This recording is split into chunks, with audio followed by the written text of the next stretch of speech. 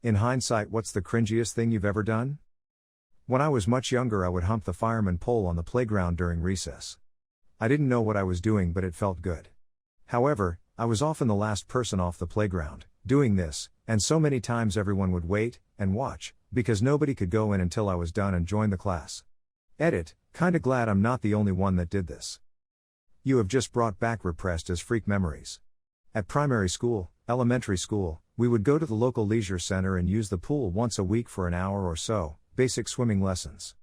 The terrible swimmers were strictly kept at the shallow end, whereas the proficient ones were left to do as they pleased in the deep end. I was reasonably proficient. I would float around on my back the entire time, fiddling with my, not really realizing that what I was doing was incredibly inappropriate. I did have a nagging feeling that there was something not quite right in what I was doing, but I shrugged it off. It felt good, who cares? I never saw or heard anything to suggest anyone ever saw this. Looking back, I count myself very, very lucky. When I was like 10, I'd gather all my family and friends, get on my hands and knees and show them the cool piggyback trick. Their border collie would perform on me. This carried on for about a year and no one told me I was being aggressively humped. I'd wondered why they were so awkward about it. 0. Had a presentation in college. I dressed fairly nice for it and had a white handkerchief in my back pocket. Got a little sweaty, so I pulled the handkerchief out of my back pocket. It was a pair of white underwear. Again in college. My class won a trip to a PR event, so my teacher got tacos for the entire class.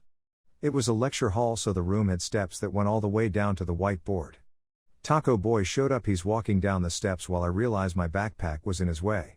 In the process of pulling it out of the way, I hooked Taco Boy's foot, tripping him, sending tacos all over the classroom. When I was 13, I made a fake MSN account pretending to be one of those conversation bots. I added my crush and pretended to predict his future, which of course heavily hinted at eventually marrying me. Freshman/early sophomore year of high school, I chased after this girl and complained all the time that she was friend-zoning me. I probably posted 30 statuses on Facebook in that time about how nice guys never get the girl and the friend zone sucked. I am beyond embarrassed to admit this next part, but I actually made a Facebook page called Friend Zone Club where I posted dank friend zone memes. I completely forgot about it for a long time until a few weeks ago I was on my profile and noticed I was still the admin of that page, so I deleted it and cringed at myself harder than ever before. In job interview, I shook the employer's hand and said, "Hi, how are you?" Exercising my assertive social skills, which would have been fine except that I said it at the end of the freaking interview. In high school, I made a, not even remotely funny, joke to my mate about how his dad probably freak him in the everyday. He didn't say anything and just walked off, while everyone stared daggers at me. I'm all, what guys? His dad had died 2 days prior.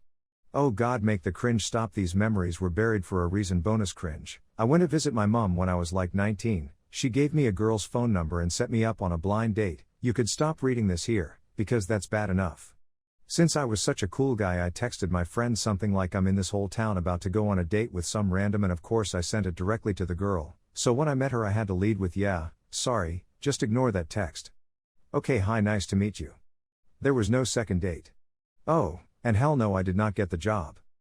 First year university, ended up living in a hotel off campus. The university guaranteed residence spaces to first year students, but they had construction delays on the new residence buildings, and so had to rent 3 floors from a local hotel for the entire year. Now, this was actually a really nice hotel, 4 stars, middle of downtown Toronto, and had its own bar/club. As lazy students, we didn't want to go far, especially in the winter, so we would hang out in the hotel bar most nights. So, one night, I muster up some courage and decide to talk to an older woman at the bar, 30-ish, which is old when you are 19. We talk for a while, I engage in a poor attempt at flirting. Finally, I ask for her number. She smiles at me, says, "You're very sweet," and writes out her number on a cocktail napkin. I get up to leave and go back to my friends. I look at the napkin, realize she had given me an obviously fake number to get rid of this kid, and toss it in the trash. Later, my friends ask me if I managed to get her number. I tell them no, she gave me a fake one. It only had 4 numbers in it, so I threw it away. I then have to be explicitly reminded that while phone numbers aren't 4 digits long, hotel room numbers are frown. When I was younger, around 5 to 6 I think, my family and I went to visit a friend. He had a daughter and a son, and I was quite close friends with the girl. We went up to play in her bedroom, and for some reason, and I can't for the life of me remember why, I thought it would be a good idea, decided to whip out my 1-inch wonder and proceed to wipe it on the walls of her bedroom whilst laughing. She excused herself whilst I was doing so, and about a minute later I hear my parents shouting from downstairs. That was the most awkward car ride home ever, and I still cringe every time I think of it. I didn't do this, but my cousin did. When we were like 11ish, we were at a big public event that we really did not want to attend. I had kind of a mean uncle who was a Vietnam vet and just didn't take well to kids. My cousin overheard one of the adults say that uncle had accidentally shot some of our troops and killed some of them. Friendly fire, an awful reality of war. Well, my cousin, after getting into it with my uncle, decided to run around screaming you couldn't even kill any bad guys. All you did was kill your teammates, that's how bad you were at shooting. He can only kill Americans. I think he believed that he was making fun of my uncle's accuracy when I think back to how badly hearing that screamed must have been, at a very public event no less.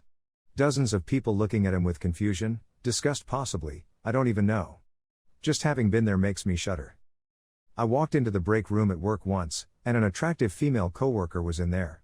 We all work at desks all day, so I tried to say something about stretching your legs, but instead out came came back here to spread your legs, eh?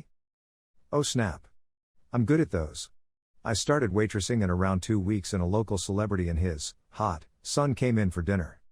They finished their meals, but there was some food left over. Cue me, would you like me in a doggy bag? Instead of would you like me to put it in a doggy bag? The dad laughed his off, the son went redder than a tomato. Next incident happened a month or so ago. We're on our way to my brother's 7-year-old's birthday party.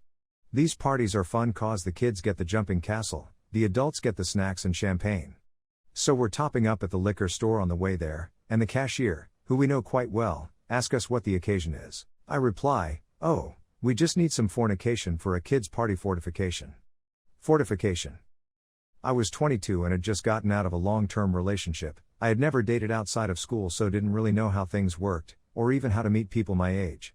Managed to connect with one girl online, went on a few dates, and everything was going surprisingly well, but we had not yet been physical. I must have been subconsciously following the no sex before the third date rule. By the time date 3 rolled around, I had learned of her laptop troubles, so being a gentleman and socially inept computer technician, I suggested I pick her up and head over to my place so I could, take a better look at her hardware. Only, I meant this quite literally. This poor girl sat on my damn bed, barely clothed, for over 3 hours, while I tinkered with her laptop. Once I was done, I gave her back the laptop, proud as can be, and drove her home. She never answered my calls again. At the time, all I could think was this selfish girl used me for me amazing knowledge on fixing computers. It wasn't until a few more dates had failed that I had finally learned the social do's and don'ts of dating. When it hit me, I was in a cringe coma for weeks.